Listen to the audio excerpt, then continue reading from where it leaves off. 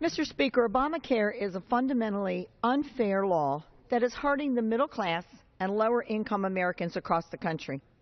In fact, just this week, the labor union, Unite Here, issued a scathing report on the President's health care law, charging Obamacare will lead to the destruction of the health care plans for their members and the like, and it will make inequity in our nation worse.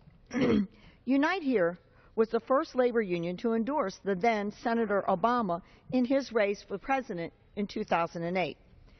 So even one of the president's closest union allies has turned against Obamacare because, as they report, and I quote, "It will hit the average hardworking American where it hurts the most, in the wallet," close quote. The president and congressional Democrats sold this law as something that would reduce health care costs for the American people. It is completely unfair to force the people to participate in a program that doesn't live up to that promise.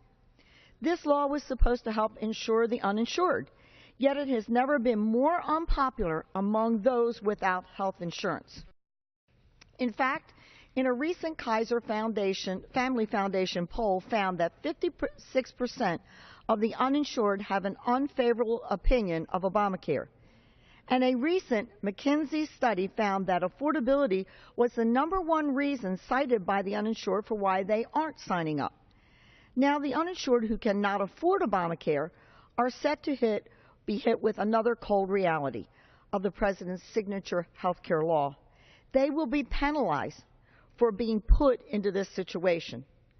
And the President has the audacity to fine hard-working Americans for not being able to afford his costly and disastrous health care product.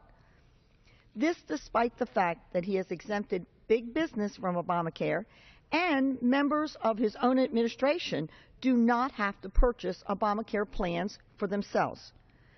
This kind of selective enforcement is unfair to low-income and middle-class families, and it is why last week my House Republican colleagues were joined by 27 Democrats to pass legislation to eliminate the individual mandate tax penalty under the Obamacare for 1 year.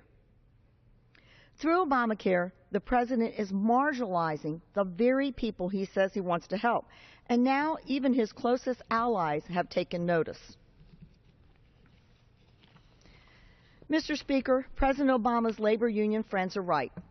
Obamacare is destructive to low and middle-income families, and politicians who are responsible for this train wreck must be held accountable. Thank you, and I yield back.